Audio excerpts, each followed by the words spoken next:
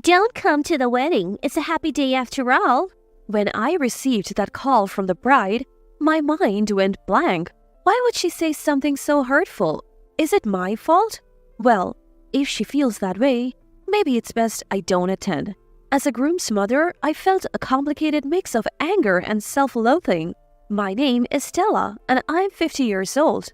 I'm a working mom living with my husband and son. I work part-time about 4 days a week at the local supermarket, preparing daily items in the kitchen. My son got a job 4 years ago, so we don't have to worry about tuition anymore. Now, it's just the house mortgage. There are still 15 years left on it. I have got to keep working. With these things in mind, I'm working again today. Actually, something wonderful happened yesterday. Dad, Mom, I'm getting married. My son announced this at dinner. My husband and I exchanged glances taken by surprise. Married? Really? Who is she? When did you propose? My husband bombarded our son with questions in his astonishment. Calm down, Daniel. I tried to soothe my excited husband, but I too was curious. So, who is she? She's, gentle and kind. Can I bring her over this Sunday? Sunday it is then. That's right. I need to clean the house before Sunday when my son brings his fiancée over. Maybe prepare some tea cakes and even replace the living room curtains? Lost in thought, a colleague approached me. You seem happy. Anything good happened? Everyone in the kitchen wears large masks, so facial expressions are hidden, but did my good mood still shine through? Feeling a bit embarrassed, I replied, You caught me. My son is getting married. Oh, congratulations. How old is your son? He's 27 this year, finally done with parenting. It felt like a weight lifted off my shoulders. Despite everything, I couldn't believe my son was getting married. You know, my son's bringing his girlfriend over this Sunday. I couldn't help but share my excitement. I can't wait. Wonder what she's like. He told me she's a gentle and kind person. I'm sure she's wonderful. I eagerly awaited Sunday. When the day finally came, I put on a bit more makeup than usual. Gotta make a good first impression. I looked in the mirror, checking my reflection. A reddish scar stretched from my right cheek to my ear. Makeup somewhat hides it, but will it still stand out? Lost in my thoughts, in front of the mirror, my husband approached. What are you doing? Just trying to cover this up a bit. Don't worry too much. You're beautiful just the way you are. His words warmed my heart. He's such a kind soul. Thank you. It's a thing of the past. I don't mind. I mean, I have my loving husband and son. What's a little scar, right? I wish I could truly say that, but a woman's vanity? Having a permanent burn mark on my face is hard to overlook. The scar is from a fire at my childhood home when I was in high school. The fire started next door, and though I narrowly escaped, it left a lasting mark. Everyone survived, and that was a miracle. But there were moments I wish the flames had taken me. I believed the scar meant no more love, no more romance. I retreated, convinced I would never be loved again. The trauma from those teenage years was overwhelming, leading to some dark thoughts. But my savior during those times was my husband. We grew up together, our families closely knit. Concerned about my despair, he would visit daily, offering words of comfort. I don't care about the scar. You're still the same beautiful person to me. At first, I was wary of his words, but gradually I opened up. Our bond grew, leading to marriage. I'm forever grateful to him for saving me back then and for supporting me now. Marriage is truly wonderful. I thought as much looking at my husband's broad back. The scar remains, but meeting my husband, getting married, and having our child are treasures I wouldn't trade for anything. It was just past noon when the doorbell rang. Seeing the woman our son brought home, my husband and I greeted her with warm smiles. Welcome, please come on in. I led our son and his girlfriend into the living room. Thank you for having me. Just as our son had described, she seemed calm and kind-hearted. She had a radiant fair complexion framed by beautiful black hair. Her name was Gabriela. She works as an office clerk, and she's 2 years younger than our son. Both my husband and I were impressed by her modest and humble demeanor. I felt so relieved. She seemed like a good person. I let out a sigh of contentment. So, where are you from? My husband asked, trying to ease any tension. I'm from Charleston, South Carolina.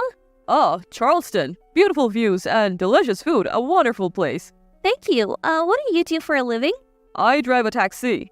That's impressive, making a living driving. My husband spoke gently and Gabriella replied in the same calm manner.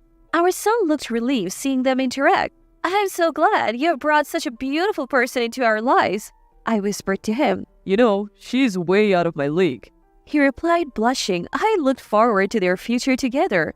He might be a handful sometimes, but please take care of him, I said to Gabriella. But she just gave me a vague smile, not meeting my eyes. Maybe she was still nervous? I tried to engage her more in the conversation, but she only offered polite smiles to my efforts. Is your job demanding? It's okay. Do you have any hobbies? Not really. Our conversation didn't flow as I hoped. She seemed comfortable chatting with my husband. I wondered what the difference was. Was she wary of me as her future mother-in-law? I sat there feeling somewhat isolated during what was supposed to be a bonding family meeting. Yet I noticed she kept glancing at me. Is something wrong? No, nothing. I had a hunch. It must be about the scar from my burn. Should I explain it to her? But then again, sharing a sad story on such a happy occasion didn't feel right. As I pondered this, it became time to wrap up. The day ended without us having a meaningful conversation. I didn't think she was a bad person, but I felt we just weren't on the same wavelength. Even though I had only spent a few hours with her, I had that gut feeling. Still, I wanted to celebrate their marriage grandly. After all, what matters is that they love each other. Parents shouldn't interfere too much. That's what I decided. The two got their marriage license and decided to hold a wedding ceremony a year later. Since she was a child, the bride had always dreamed of a grand wedding and was adamant about sparing no expense. I had heard a few times from my son about how particular his bride-to-be was. I sometimes wished I had my own big wedding. I never did. Conscious of the burn scars, I felt a twinge of envy. I guess it's every girl's dream, but right now, I'm happy. My son moved out and it's just me and my husband. It feels refreshing, like we're newlyweds again.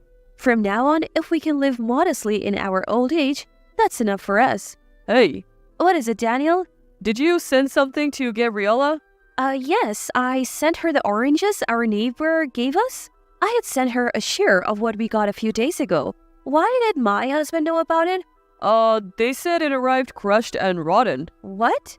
They were fine when I sent them? Oh, maybe a few bad ones got mixed in and rotted? I immediately called my daughter-in-law. I am so sorry. I thought I checked them thoroughly. I would prefer if you didn't send gifts like that again. It's a bother. For some reason, she sounded hostile. But it was clear I was at fault, so I apologized deeply. I'm truly sorry. I won't send anything again. Also, we're pretty busy over here, so if you could refrain from calling too often. I understand. I'll be more mindful. She abruptly hung up. The only time I had called was to ask about the wedding. Did she really despise calls from her mother-in-law that much? She seemed like a completely different person from when we first met. Maybe it's best to limit our interactions. As I thought that and decided to limit my communication, my phone rang. Hello, Mom? It was a call from my son. What's up? Did something happen? Well, Gabriella mentioned that Mom was being cold to her. Did something happen? It's not that I'm being cold. You two are newlyweds, and you wouldn't want your mother meddling too much, right? That's not true. She said she wants to get along. I was about to exclaim in disbelief, but stopped myself.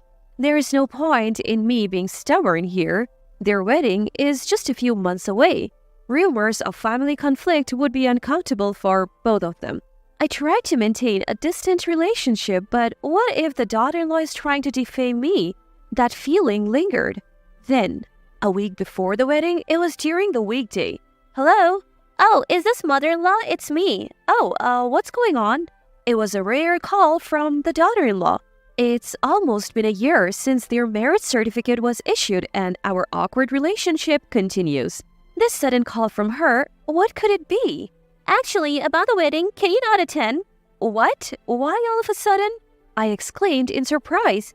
Your burn scar is disgusting. It's like you're a monster. It would ruin the whole wedding. So can you understand how I feel and not come? I was lost for words at this sudden insult. I was barely able to stand while holding the phone.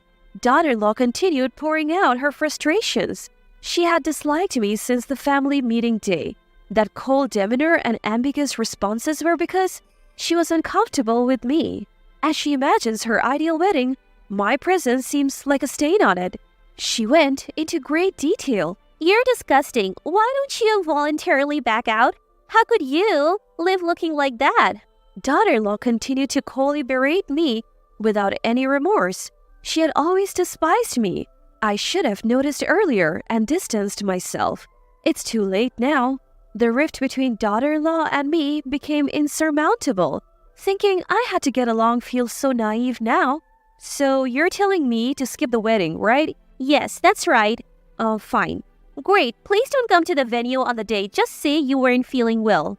All right, I'll do that. With that, I hung up the phone with a click. Skip the wedding? Does she even know who she's talking to? Challenge accepted. I'll gladly miss it. But with that determination, I couldn't hold back the tears. On the day of the wedding, I truly didn't attend. The ceremony was scheduled for 12 p.m. But even after 10 a.m., I was relaxing at home watching TV. Suddenly, my cell phone rang loudly. Hello? Hello, mother-in-law? Father-in-law isn't here yet.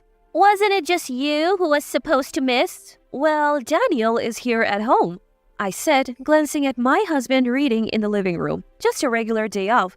What do you mean? He suddenly felt unwell. I was just about to let you know. I handed the phone to my husband. Sorry, but I can't make it today. I'm feeling off, just like my wife. Wait a minute, father-in-law, a last-minute cancellation? Listen, you treated my wife like a monster and forced her to miss. I just don't feel up to attending. I could tell Gabriella went silent on the other end when my husband said that. His eyes burned with anger. Normally, he's so calm and hardly ever shows anger. Look, that's how it is, so we won't be attending. And we didn't attend the wedding. Actually, when the daughter-in-law had called me about missing the wedding, my husband, who had just finished his night shift, had been listening in on speakerphone. He remembered every single word of that conversation. And after hanging up, seeing me in tears, he hugged me and said, I won't let you take the blame alone. I'll skip it too. We are in this together as a couple. I couldn't help but feel I made the right choice marrying him. We had informed our son in advance that we would be skipping the wedding. We explained everything and declared we would never be involved with a daughter-in-law again. The husband told him, If you still want to be with Gabriella, do your best to protect her, but I cannot forgive Gabriella for insulting my wife. We don't need any further relationship with her. Our son was deeply shocked to learn about his wife's attitude and comments towards me. He probably never imagined that his own wife could be such a person. Even if they wanted to change the wedding date, it was impossible with only a week's notice. And then came the wedding day. Our relatives were puzzled when we didn't show up. When questioned, our son spilled everything. The wedding was called off and was turned into a casual dinner gathering. Right there, our son announced his intention to divorce. Gabriella's parents, at first outraged, scolded their daughter after hearing everything from the groom. They deeply apologized to our son and offered to cover all the wedding costs. Why? This was my day. I just wanted my dream wedding. Why did this happen? I just wanted a wonderful ceremony. No, I will have my wedding. I wanted to be envied by my friends. In her wedding dress, Gabriella sobbed and screamed while the relatives watched from a distance. Afterwards, the two formally divorced. Their marriage lasted just a little over a year. Upon hearing about the whole fiasco, friends and acquaintances distanced themselves from Gabriella, leaving her isolated. From time to time, she contacts our son. Nobody's on my side, not even my friends. You're the only one for me. But our son remains steadfast and seems to ignore her. The only thing I regret is that my son's wedding ended in such a sad way. Even if it was largely Gabriella's fault, I can't shake off the guilt of being part of the reason. It's okay, Mom. This happened because of my choices. I want a relationship like you and Dad's. I want to trust and support each other. I never expected our son to say that to me. Overwhelmed with emotion, I gently stroked his head. Life is long. Even in tough times, it's okay. There was always chances for happiness in the future.